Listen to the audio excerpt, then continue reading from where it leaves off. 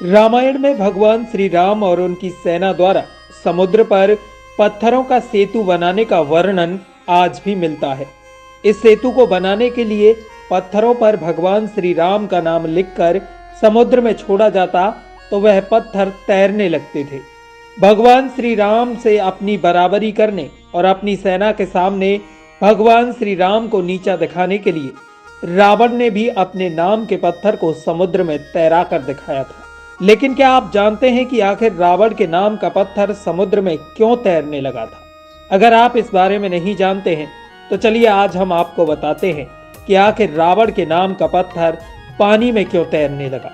पौराणिक मान्यताओं के अनुसार जब हनुमान माता सीता का पता लगाकर वापस भगवान श्री राम के पास पहुंचे तो हनुमान ने भगवान श्री राम को लंका के अशोक वाटिका में माता सीता के होने की बात कही।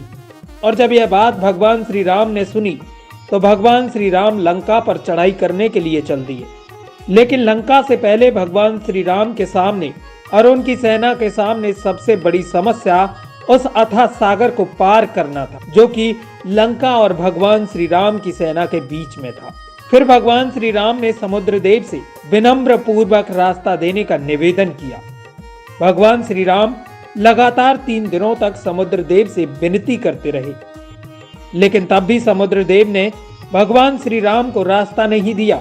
तो भगवान श्री राम ने समुद्र देव के समस्त जल को सुखाने का निर्णय लिया। भगवान श्री राम के इस क्रोध को देखकर तुरंत ही समुद्र देव भगवान श्री राम के सामने प्रकट हो जाते हैं। तब समुद्र देव भगवान श्री राम से क्षमा मांगते हैं और भगवान श्री राम को समुद्र पर सेतु बनाने की योजना बताते हैं। इसके बाद भगवान श्री राम की सेना पत्थर लेकर आती है और उन पर भगवान श्री राम का नाम लिखकर समुद्र में छोड़ देती है, तो वह पत्थर समुद्र में तैरने लगते थे और इस तरह समुद्र पर राम सेतु का निर्माण शुरू हो गया।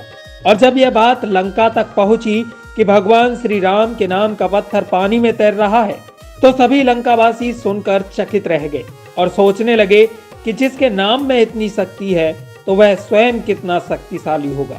और यह बात लंकावासियों ने रावण से जाकर कही तो रावण भी मन ही मन चकित रह गया।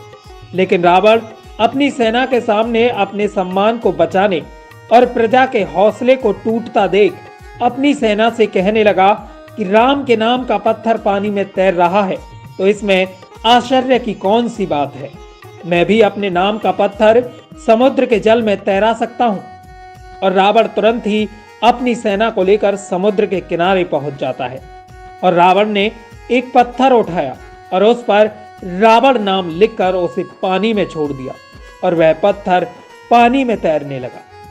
यह देख सभी लंकावासी खुश हुए और उनके मन में युद्ध करने की एक नई किरण फिर से उत्पन्न हुई। लंकावासियों ने सोचा कि आखिर हमारे राजा भी राम से कम नहीं है। और इसके बाद रावण अपने सैन्य कक्ष में आता है। तब मंदोदरी ने रावण से कहा, हे स्वामी, यह आप भी जानते हैं कि आपके नाम का पत्थर समुद्र में कभी नहीं तैर सकता। आपने पत्थर को तैराने में अपनी कौन सी माया का इस्तेमाल किया, जबकि मैं आपकी पत्नी होने के नाते आपसे भली भांति परिचित हूं।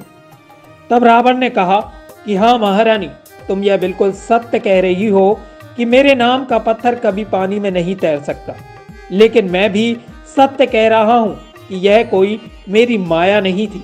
यह सुनने के बाद मंदोदरी आश्चर्यचकित रह जाती है। रावण से पूछती है कि हे महाराज, जब ये तुम्हारी कोई माया नहीं थी तो फिर किसकी माया थी? तब रावण ने कहा कि हे महारानी, यह तो राम के नाम की महिमा थी। मैंने अपनी प्रजा के सामने अपना सम्मान बचाने के लिए उस पत्थर से कहा था कि तुझे रावण की नहीं तेरे राम की सौगंध है, अगर तू पानी में डूबा तो। मेरा तो वह शत्रु है, लेकिन तेरा तो राम है।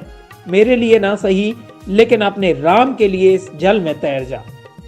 और इतना कहने से वह पत्थर समुद्र में तैरने लगा। दोस्तों, इसलिए कहा जाता है कि राम से बड़ा राम का नाम। आपको यह स्टोरी पसंद आई हो तो लाइक, कमेंट और शेयर करना ना भूलें। साथ ही हमारे चैनल को सब्सक्राइब कर बेल आइकन जरूर दबाएं ताकि हमारी हर स्टोरी का नोटिफिकेशन आप तक पहुंच सके। धन्यवाद।